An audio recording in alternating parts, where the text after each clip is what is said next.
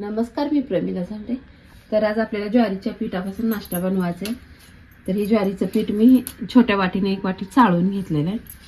इकडे थोडासा कांदा घेतलाय। पीठ थोडं मी सगळं थोडं साहित्य घेतले। मी थोडा कांदा आहे, थोडंसं टमाटर आहे, कोथिंबीर आहे, गाजर आहे, ही शिमला मिरची कट करून घेतली आणि ही हिरवी मिरची घेतली।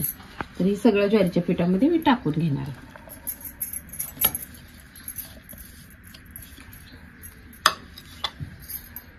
आता मी ह्यात थोडंसं पाणी ओतणार आहे। पीठ फक्त ज्वारीचंच घेतलंय, मी दुसरी पीठ मिक्स केलेली नाही ती कुठली।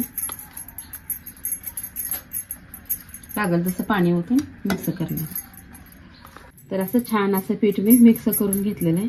तर थोडीशी मी हळद वापरते ह्यात। तर आता मी हळद वापरली म्हणून सोडा टाकणार नाही।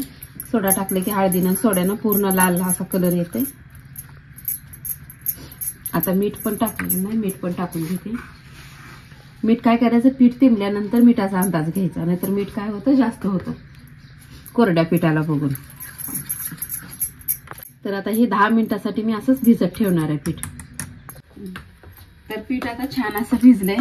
10 मिनिटं मी ही ज्वारीचं पीठ भिजत ठेवलेलं। सारखं ज्वारीच्या पिठाची भाकरीच कशाला म्हणून नवीन काहीतरी करावं म्हणून मी आज ही पीठ 10 मिनिटासाठी भिजत ठेवलेलं आहे। तवा गॅसवर ठेवलाय, तवा पण छान असा तापलाय। थोडं तेल ओतून घेतलेलं आहे।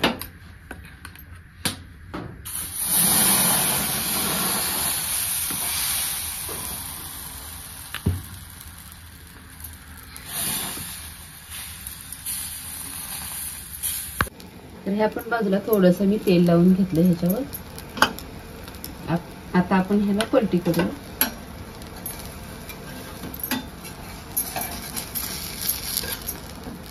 छान असं मी पलटी केलेलं आहे। तर दोन्ही पण साईडने आपल्याला छान असं भाजून घ्यायचं। तर बघा दोन्ही पण साईडनं छान असं भाजून झालेलं आहे। तर मी ह्याला एका प्लेटमध्ये काढून घेते।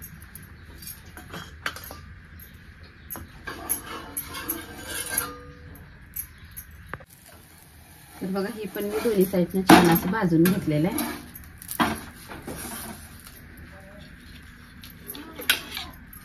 तर अशा प्रकारे ज्वारीच्या पिठापासून मी नाश्ता बनवलाय।